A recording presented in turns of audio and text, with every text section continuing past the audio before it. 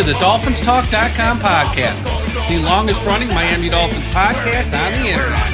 We're always in control, and when you say Miami, you're talking Super Bowl. 'Cause we're the Miami Dolphins, Miami Dolphins, Miami Dolphins #1.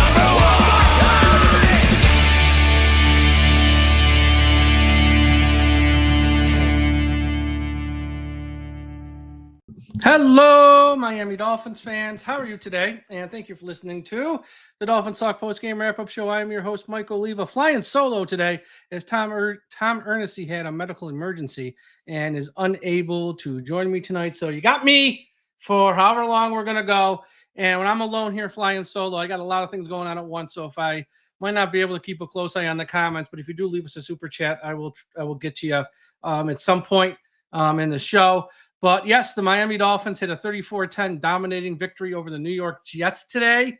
And it was, pretty much a lopsided game as the Jets, when they got down to the third string quarterback early in the game, just became a non-competitive team as they couldn't run a functional offense. So Miami was sort of handed a gift today in this win as the Jets really couldn't do anything here on offense today. So, look, but that's their problem. Miami took advantage of it. They took the Christmas gift, said thank you very much, and leave MetLife Stadium with a win. They go to 6-7 on the season. Still mathematically alive, I guess, for a playoff spot, although it seems very much unlikely that they'll get it. But, this is what you're supposed to do. Just come away with a win against a team that, on paper you are better than, even though I think these teams, when fully healthy, are pretty much closer to being the same type of team. But, Dolphins took care of business today, so kudos to them for handling their business. They go to 6-7 on the season.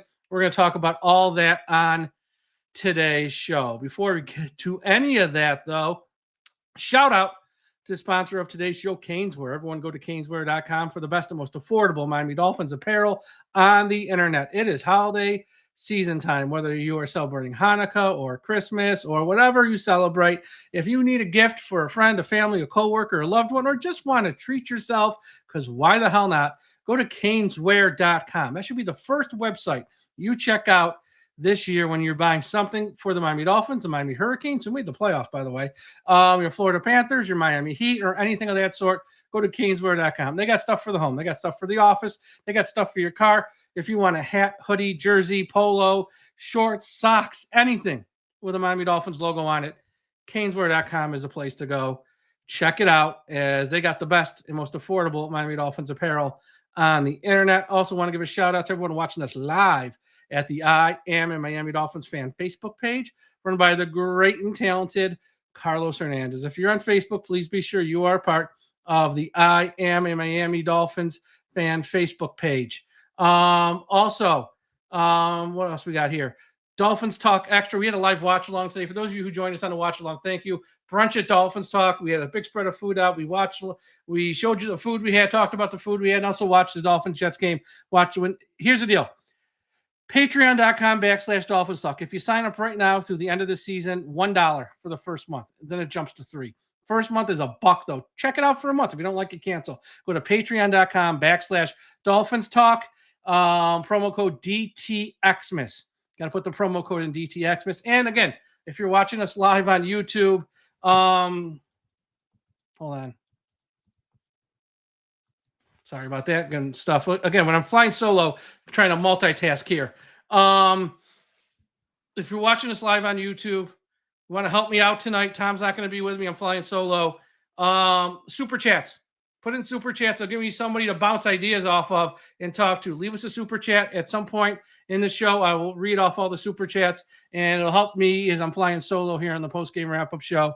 So leave us super chats. It's also the best way to support the website. We really do appreciate all the support, but super chats are open. And if you send one at some point, I will read it on the show, especially tonight, because I'm all alone. Injuries in this game. The big one is Devon Achane left with a ribs injury. I don't know how serious or not serious it is. It was smart not to put him back in the game, as he wasn't needed in this game at that point. Miami had a comfortable lead, and the Jets were no threat at any time to ever take the lead. They were not a threat at all. So very smart to hold him out there. So we'll see, I'm sure, in the coming days what's going on with Achane. I'm sure Tyrell Dotson left the game with a hamstring injury. I'm sure we'll find out. Probably won't find out more till Wednesday. And also Elijah Campbell had a knee and an ankle injury, left the game, did not return. Caleb Johnson left the game and did not return as well. Yes, I think the HN injury is minor. Again, there's no need to put him back in. He had close to 100 yards, like a quarter and a half. What did he end with? 92. He's averaging 13 a carry. I mean, it was just, there's no reason to put him out there. Takeaways from this game, and there's a few. And I feel like I have to say this disclaimer because I'm seeing it already on Twitter. Look, if you're one of those fans who just, they won the Dolphins, don't tell me anything negative that happened in the game, then turn off the podcast. Like, there's no reason to listen if you don't even want to hear any criticisms about anything, even in wins. Like, don't even listen. Just, they won. There's nothing to talk about then if you're just happy with wins. But this podcast and why we're good and why we get nominated for actual awards and why we have a following and why we've been around for over 10 years, because we give you the good and the bad. And yeah, sometimes even when you win, there's bad things to talk about. There's not reasons to like harp on them, but you can at least bring them up and have a conversation. I know some fans, got a guy on Twitter responding to a tweet from 3 hours ago where I criticized Mike McDaniel. Well, this age, well, it did. Because, it was a bad decision. I know we won, still bad decision. So let me just start with that disclaimer, which I feel like I have to throw out every week, but I hate doing it. The takeaways is this Miami Dolphins running game was so on point today. Even when Achane left the game, Jalen Wright was sensational. They ran the ball down the Jets' throat. And I know it's the Jets, and they just traded a couple of their best players on that side of the ball away, including a big lineman. But the Jets have been playing well. Like, they've won a couple games. They haven't been totally awful. But Miami, the running game with Achane, like I said, he was averaging 13 yards per carry before he got hurt. Jalen Wright had a good day running the ball. Miami's running game right now is a strength of this team. It is, when it's on, they can run the ball on anybody, okay? The problem with Miami's running game is Mike McDaniel gets in the way of it at times. Mike McDaniel, when the running game's working, just, he's the dumbest smart guy I've ever seen. I know he went to Yale, so he's obviously a smart guy, and he's obviously very smart when it comes to drawing up plays that work in the NFL. So I'm not saying he's dumb overall, but for a smart guy, he does dumb things at times. And in this game, yeah, I know they dominated from start to finish. They were no threat to lose. But again, you'll get away with that when you're playing Brady Cook and the Jets. When next weekend's Pittsburgh, you try this nonsense, you ain't getting away with it. You'll get away with it versus the Saints. You'll get away with it versus Washington. You won't get away with it versus Pittsburgh, Cincinnati, the Patriots. That's where this stuff bites you in the ass. In Miami, they come out, they had like 21 points on the board. I think they ran like 16 offensive plays. 9 of them were rushes. Why? Because it's working. So what does Mike McDaniel do? This is working. You know what I'm going to do? I'm going to throw the ball more. Yeah, the Jets can't stop the run. I'll show them. I'm going to throw it more. And yes, the Jets return a punt for a touchdown. So it's 21-7. Even though Jets offense didn't have a first down to almost 10 seconds left in the first half or something. And we're not competitive. We know what we're going to do. We got third down here at the 5-yard line. I'm going to throw a sideways pass. That might be a backwards pass. That probably should have been a fumble and a touchdown for the Jets, or at least Jets. But I'm going to throw a sideways pass. What are you doing? What? Are you an idiot?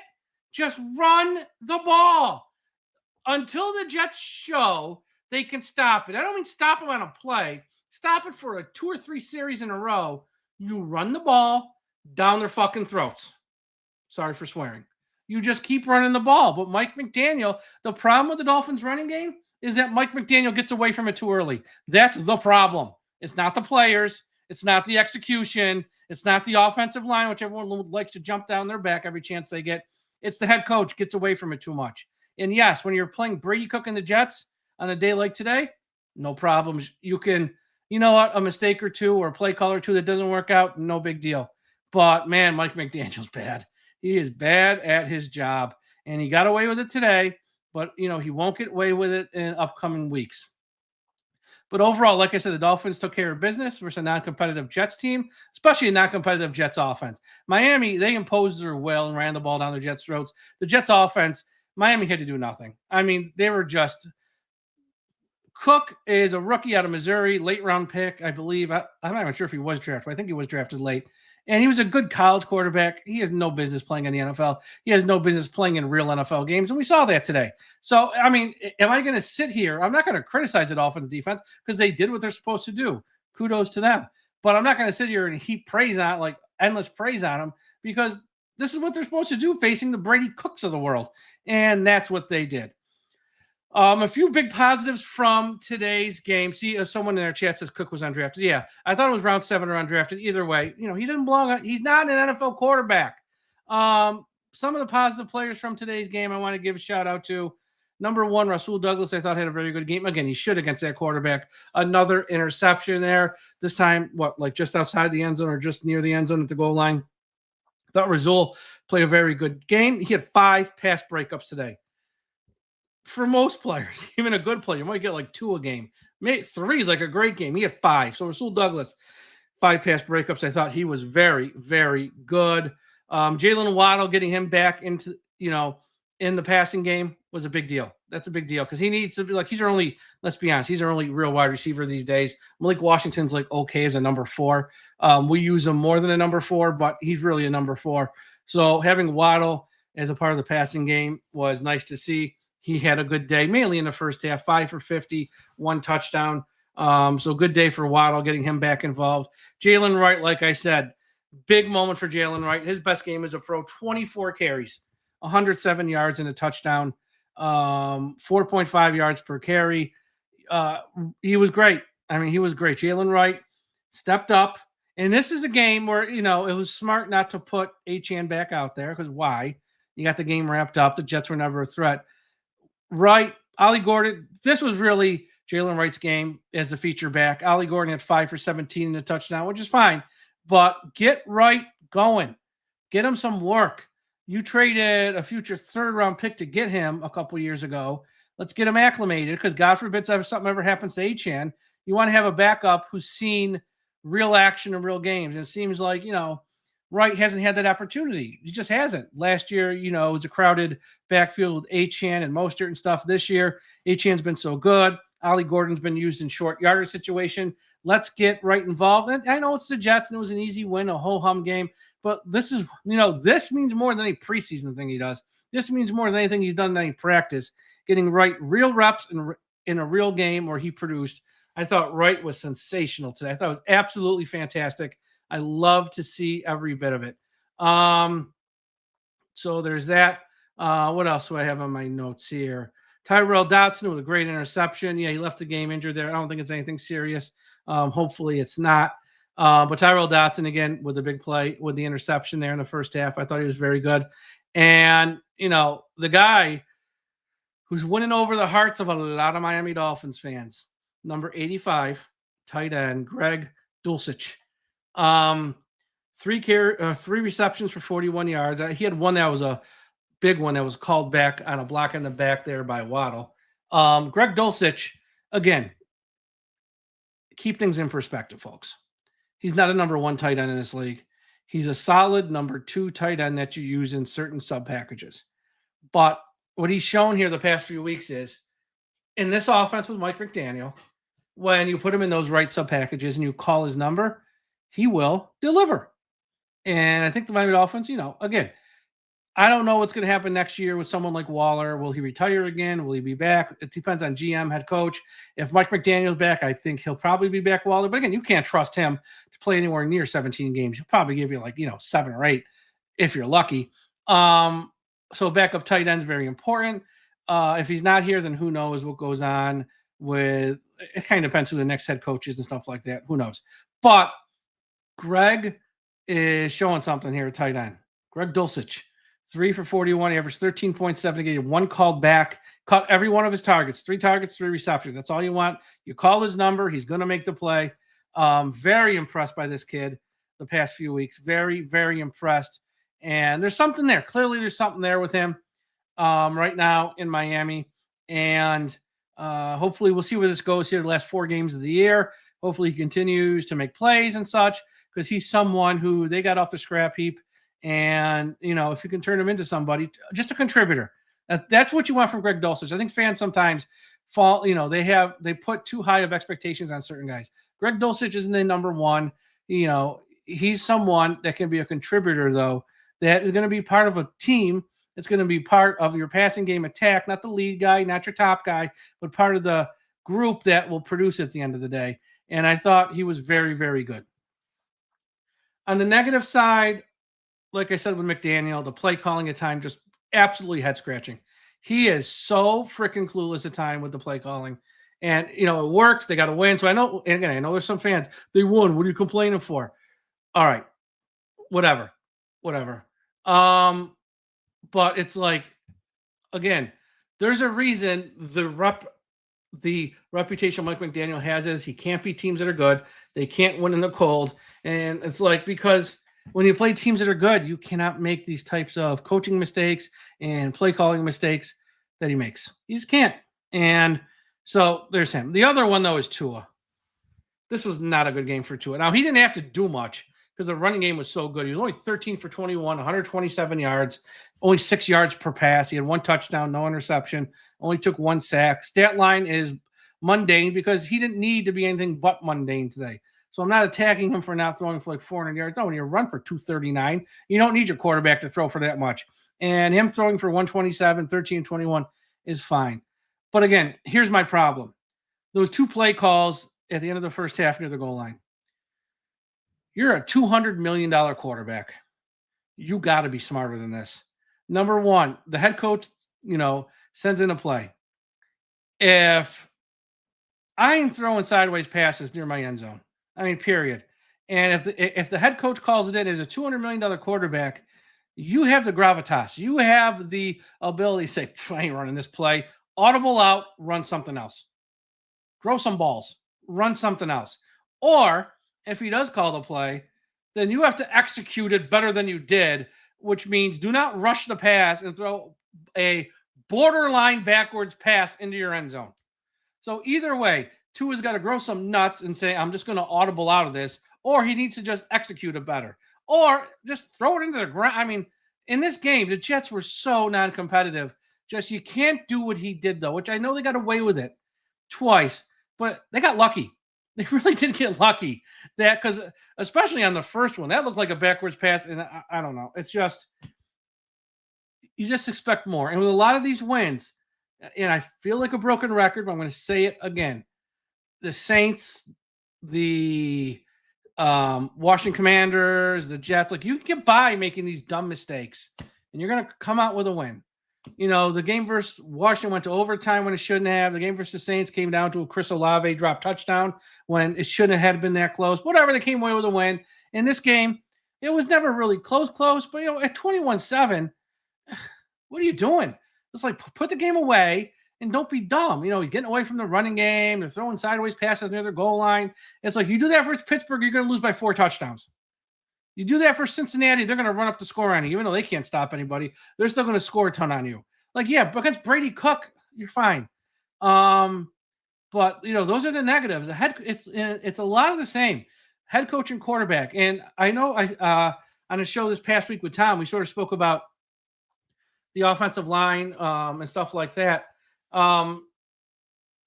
Look, this offensive line had been much maligned.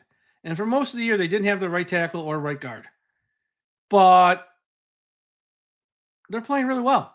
They're playing really well this year. And the offensive line is not an excuse for this bad offense. And not that the offense is bad per se, but why the offense isn't clicking. Look, the loss of Tyreek Hill has been bad. It's hurt them, clearly. They couldn't replace him. They can't replace him. He's impossible to replace. Now, they're going to have all offseason to replace him because he's gone after this year, obviously. But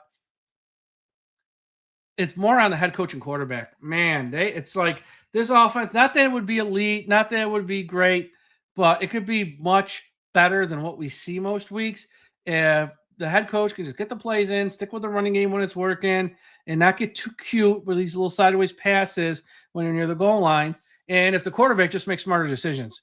This quarterback, again, we understand the quarterback's regressed. And I don't know if his hip's shot, and it might be shot. It kind of looks like a shot to me because his passes have 0 zip on them. And the arm strength was never great, but it is what it is. It's fine. It's at an adequate NFL level. So I'm not even going to harp on that. But the decision making stuff he does is questionable times. And it's like, I don't know. And I know people are going to look at the metrics, PFF, pass blocking ranking. Look, if you watch the games, they're not that bad. Okay. And when you're running the ball like this, then just pass block less, run the ball, especially when you're getting like 10 yards to carry from Achane. It's just, I don't know. To me, it's just this, a lot of the issues comes down to head coach. The head coach he's way in over his head. He's just way in over his head. And I don't think they're going to, I mean, look, for them to make the playoffs, they need pretty much a Christmas miracle. Okay. They pretty much a Christmas miracle. They need a lot of teams to not like lose out, but almost lose out, and they have to win the next 4. And again, the way they've looked the past 3 weeks, this game, they didn't look necessarily bad, but it's tough to get a feel on this game because Brady Cook was just so bad at quarterback for the Jets. It's going to be tough for them to win out here at Pittsburgh. Cincinnati's going to score points, so Miami's offense is going to have to like throw the ball more and keep up. And I'm going to really, Jack Jones, Rasul Douglas, I really can't wait to see them versus Chase and T. Higgins. I really can't wait to see that matchup because I think they have improved since the start of the year in Miami secondary, but they haven't seen a tandem like that this year. And that tandem with that quarterback, Joe Burrow, who I know had a rough fourth quarter today and lost to the Bills, but he's still Joe Burrow. That's a passing attack. And, I've seen a lot of fans go, we got to bring him back next year. Bring back Rasul, bring back Jack Jones. Well, yeah, maybe. I mean, I'm not going to run to the table to bring him back. I'm not going to actually pay either one substantive money to bring him back because I don't think they're that good. But, prove me wrong. Shut me up. Shut me up. Shut me up. And if they go out there for Cincinnati, they will do a good job in shutting me up. And that. So this next part of the schedule, this is where it turns. They've done their job, the Dolphins. They took advantage of a soft spot in the schedule. Washington, without their starting quarterback, without their best receiver, took advantage, won. Won pretty, but they won. Saints took advantage, won. Won pretty, but they won. Today, Jets, down to a third-string quarterback pretty much from the start of the game on, took advantage, won. They did their job. Not going to criticize them for taking care of business, even though for most of the games it hasn't been pretty. The Dolphins did what they needed to do. And then you factor in the win versus the Bills, which was an ass-kicking from start to finish, their best win in 3 years. The Dolphins have done everything from that loss to the Ravens right before Halloween, October 30th on. The Dolphins have done everything they've needed to do, take care of business and win. So kudos to them. But now the schedule turns. Pittsburgh, Cincinnati, Tampa Bay are real teams. They're real teams. I know Cincinnati lost today. I know Tampa Bay lost today, but they're still real teams at the end of the day with real quarterbacks. They're facing 3 real quarterbacks coming up. Rodgers, who's a Hall of Famer, Joe Burrow, who's damn good, and Mayfield was in the MVP talks a few months back. That's kind of died down now. But they're 3 very good quarterbacks. And yeah, week 18, don't know what the Patriots will be playing for, but Mac Jones and, the team with the 1 seed, and they have the next 4 games are going to tell us about the Dolphins. They're going to tell us about Mike McDaniel's future. They go 0-4. They go 1-3. I don't want to see Mike McDaniel back next year. Okay, I don't want to see him back anyways. But if they go 1-3 or if they go 0-4, I don't want him back next year because these wins versus the Saints and the Jets stuff, they tell me nothing. Because Miami's always beats up on the bad teams. They always beat up on the bad teams. What have I learned these past month or so? I feel like nothing. So yeah, let's see what we do here this last month. Let me go through some of the numbers here for this game. Let's get the team stats first here. Again, like I said, I'm flying solo. Tom had a little bit of a medical emergency, couldn't join me tonight. So again, super chats are open. Feel free to leave me a super chat so I can bounce off some ideas and talk to you guys directly. Plus, it's also the best way to support the station or support the channel. So super chats are open. They are the best way because I am flying solo tonight. First downs, Miami 23, Jets 12. And the Jets got their first down with like less than a minute to go in the first half, I think, around there. So dominant performance by Miami there offensively. 8 passing first downs for Miami, 14 rushing first downs, 1 by penalty.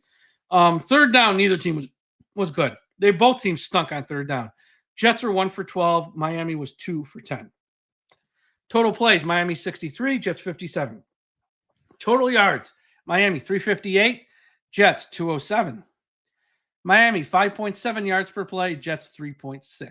Passing yards, Miami 119, Jets 142. Miracle, the Jets got 142. It all came in garbage time. Rushing, this is the big here. This is a big divide. Miami 239 rushing yards. That's like Army stuff. It's like Army Navy triple option stuff.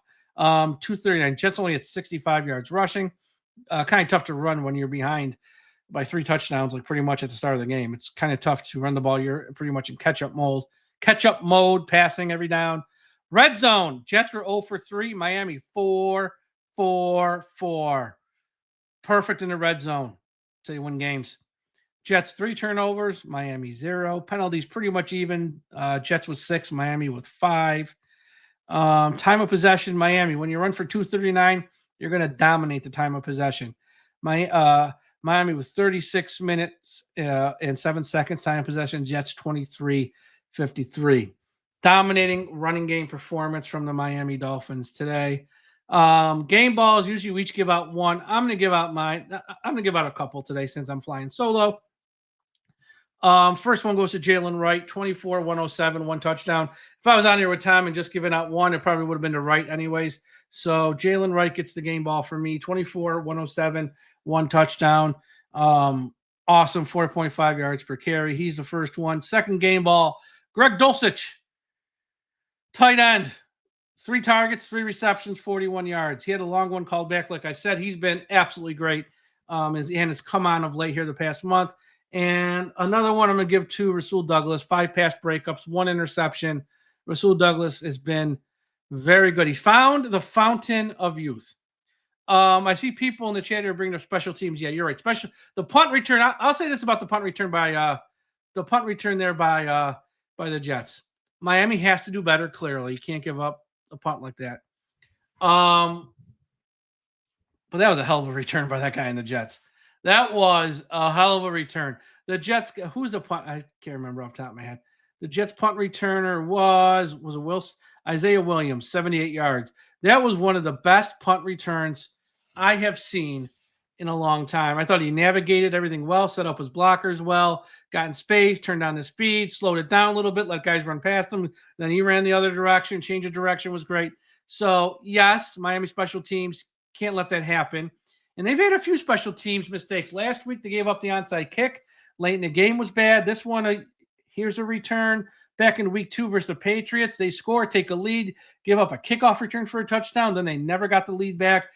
Craig Aukerman and the special teams. Is it improved over what we've seen in recent years with Danny Crossman? Yes, clearly, 100% it's better.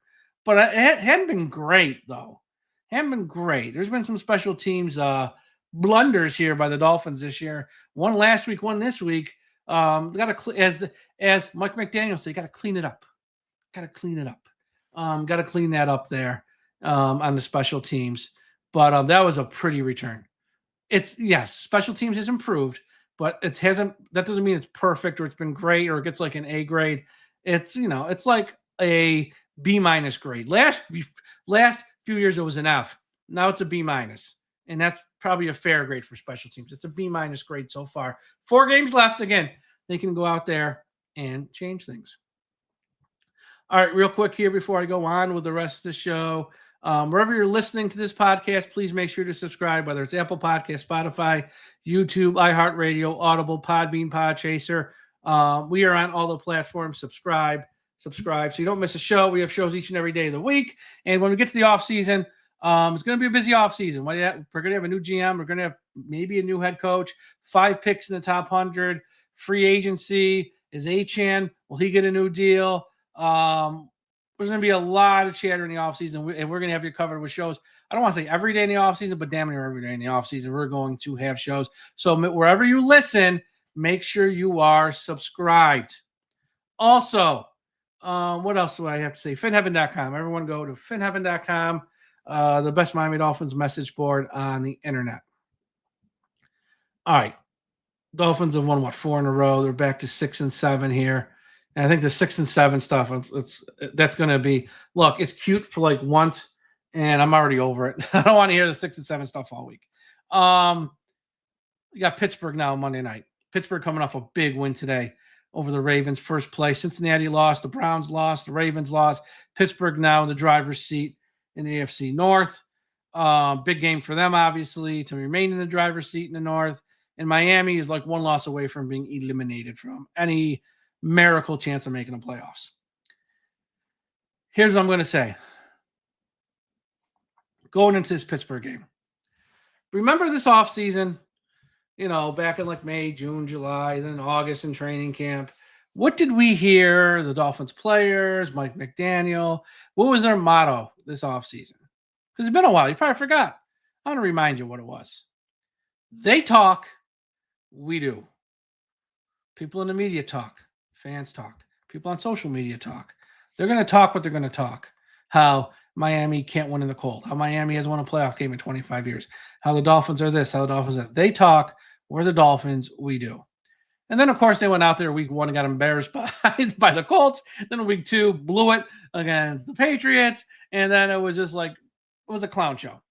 So that they talk, we do stuff kind of just went out the window real quick. Well, here's what I'm going to say. Next Monday night, if you want to shut up your critics, Miami and Mike McDaniel and Tua, that's got to be a they talk, we do night.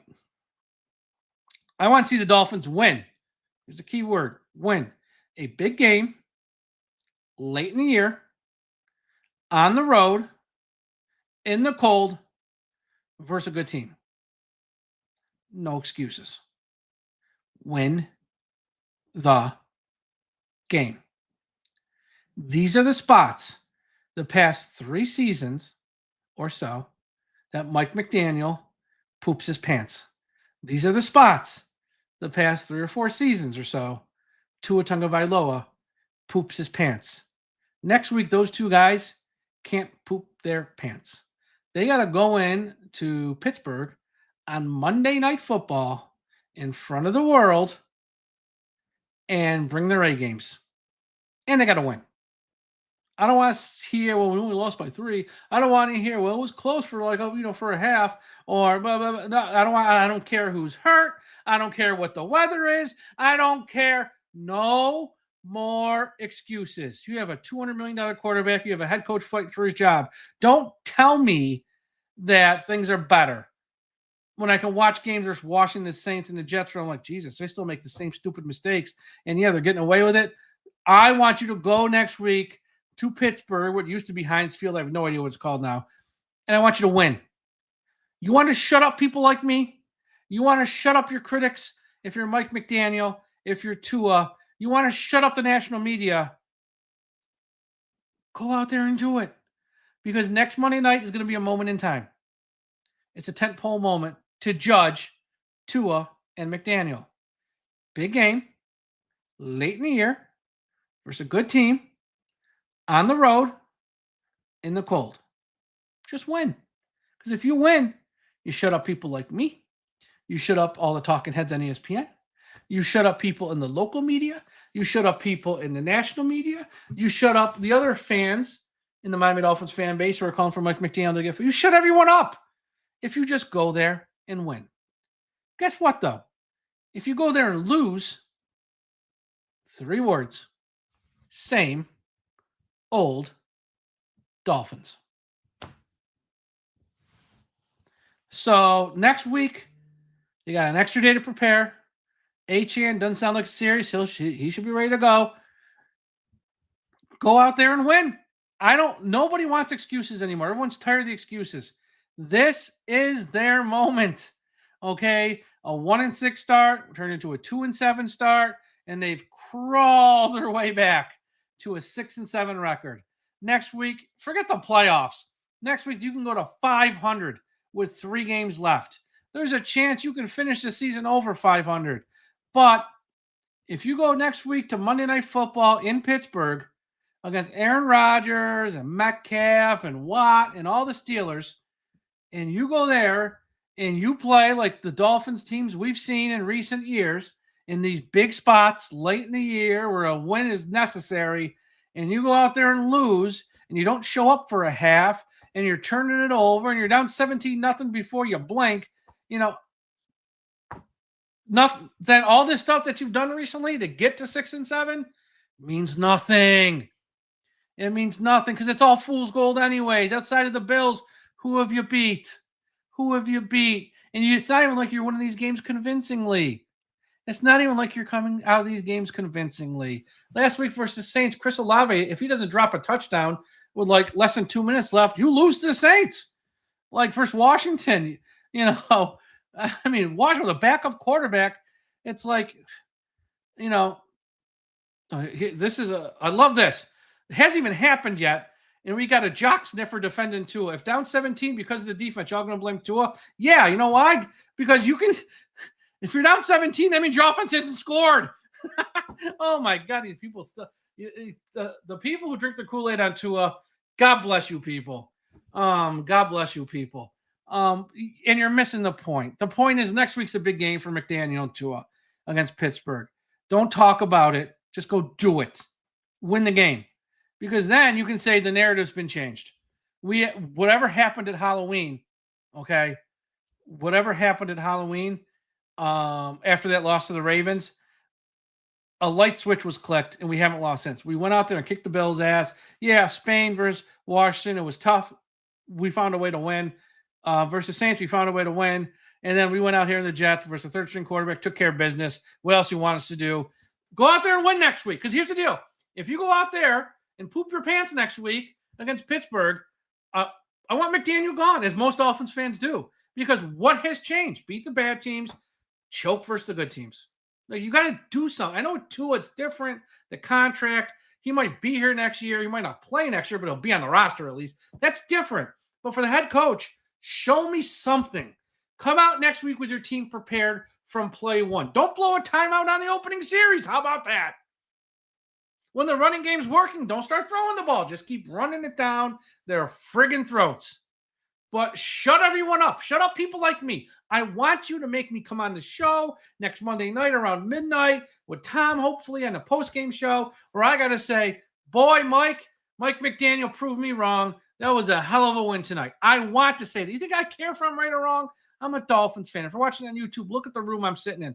I want this team to win. I want this team to succeed. But I'm not going to sit here and lie to people and make excuses for people like this guy making an excuse for Tua, which something hasn't happened yet. He's already got the excuse ready to go. The jock sniffers of the world. I just want him to shut me up and prove me wrong. Who cares if I'm right or wrong? Who cares if you're right or wrong? We're just fans. Prove us wrong. Shut people like us up. Because if you can't shut people like us up, you don't belong in the job. Because everyone knows your flaws. And if you keep repeating them, that's a problem. But you got a big opportunity on Monday night. Like, you can't ask for a more perfect opportunity. Late in the year versus a good team on the road in the cold. Win! Beat Pittsburgh. And then you could say, it's not the same old Dolphins, at least this year. We did something you didn't think we could do. Something has changed. And I got this team playing hard, and they're responding to me, and our coaching staffs are doing the right things. They're calling the right plays, and we're winning. Do it. If you don't, I don't want to hear from you. Because they're one loss away from being eliminated from the playoffs here, Miami. And I don't think they're going to the playoffs anyways, like I said. But stay mathematically alive as long as you can, at least, to extend the season. Right now, after the 1 o'clock game, Miami still has a 12th pick of the draft. So nothing's changed there. It's still a top 12 pick. But it's not even about that. I just mentioned it because it's kind of newsworthy, so I mentioned it. But it's not even about this. It's not about tanking or where you're picking in round one. I don't care about that. If this guy's a big-time head coach, if he's a real head coach, he wins on Monday night. He beats Mike Tomlin in Pittsburgh. And if he doesn't, I don't care if it's a 1-point loss as the clock expires. I don't want to hear the excuses. I don't want to hear the excuses. I want to see him win. I want to see them win. But, yeah. So, big win today. beat the Jets, took care of business, go to 6-7, almost at 500. And I'll tell you right now, no Dolphins fan. Forget me. Be honest with yourself if you're listening. No Dolphins fan thought when this team was 1-6, they would even sniff coming close to 500. After that loss to the Ravens when they were 2-7, and they looked horrible versus the Ravens at home. No Dolphins fans thought they'd be close to 500. Well, they're close to 500. They're close to 500. They've climbed themselves out of this hole, and let's see if it continues. And if we'll be playing meaningless football games here down the road the rest of the way. But Monday nights are going to be a huge, huge game. It's going to be a huge game. I think it's a huge. I mean, look, if this owner, if Mr. Ross wants to keep McDaniel, he's going to keep him. Not then like no results, man. He'll just keep him because he likes the guy and he's friends with him. But if I'm a smart owner and if I'm people around the owner who are smart, I'm like, he better win Monday night or else I don't want to hear it. Because lose Monday, you're out of the playoffs, and it just goes to show nothing's changed where you beat up on the bad teams and you poop your pants when you play the good teams, especially when it's late in the year and it's cold outside. So yeah, we'll see. We will see. That's all for today's post-game wrap-up show. A little shorter than normal because I am flying solo. Our thoughts are with Tom here. Hope everything is okay with him. Be on the lookout for shows the rest of the week here at DolphinsTalk.com. Might have a few surprises as well. Don't know. What else we got going on there? Check out the website, DolphinsTalk.com for all the best Dolphins, for all the best articles and written work. We got that up there. I actually wrote an article. Let me talk about this real quick. There's a lot of rumor and innuendo out there that Mike Tomlin might be, on the trade block. They're not going to fire Mike Tomlin in Pittsburgh, but they might, he hasn't won a playoff game in 10 years, and they're just sort of like stuck in the mud with him, and they might want to move on. He's got Roethlisberger, James Harrison. They're out there publicly on podcasts and stuff saying they need to move on from Mike Tomlin. And there's rumor that Pittsburgh would probably trade him for like a third-round pick or something in this offseason, and they might go with a whole new direction.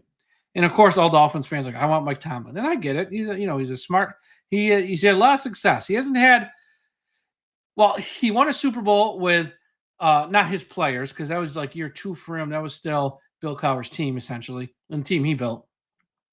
But he wins a lot of games. He's in the playoffs almost every year. Like, I get why people would want Mike Tomlin, and I get it. But Mike Tomlin, if you hire him, he gets total control because that's what he's had in Pittsburgh for like, I don't know how many years now, a long, long time. Where, yes, you have a GM, but Mike Tomlin goes, no, I don't care who you want to draft. We're drafting this guy. Oh, I don't care who you want to sign as a free agent. I want us to sign this guy. Mike Tomlin has total control. And since he's had total control, they've won 0 playoff games. And if you think Mike Tomlin's going to come to Miami, who hasn't won a playoff game in 25 years, if you're going to hire a guy who hasn't won a playoff game in 10 years, where he has total power over all the decisions, the entire roster, he's the grand poobah where he makes every decision, and none of them's worked for 10 years. Yeah, they might win games and get into the playoff, but they haven't won a playoff game. If you think he's going to come here and then a 25, 26-year playoff win drought, you're out of your freaking mind. And, oh, by the way, in that time, since Roethlisberger retired, he screwed up the quarterback situation so bad, he hasn't solved that. And we're about to be entering either this offseason or next where we're looking for a long-term answer quarterback. If you want Mike Tomlin, who couldn't figure that out in Pittsburgh, but he hasn't won a playoff game in Pittsburgh, if you want to part with a third-round pick for him to come here and just, get you to like, 10-7, 9-8 every year, that's great. But he's not going to lead you anywhere. So I wouldn't touch Mike Tomlin. Like I wrote an article last week. Guys like Marcus Freeman, I'd be just blowing up their phones. You want to go Rizzi, bring him back. Mike McCarthy. Like those guys I'm fine with. Okay. If we do move on from our head coach, which again is a big if. But I'm not going for Mike Tomlin. You want to give me John Harbaugh? I'll trade a third-round pick for John Harbaugh. I'm not trading a third-round pick for Mike Tomlin. I just don't think he's an answer. So, yeah, that's something. So I wrote that article. We have a lot of other articles that are – and, look, you don't have to agree with me. Just be respectful when you disagree. You don't have to start name-calling and stuff. Just be respectful. So check all those articles out up on the website, DolphinsTalk.com, and all our social media. Follow us at Dolphins Talk, Twitter, Instagram, Threads.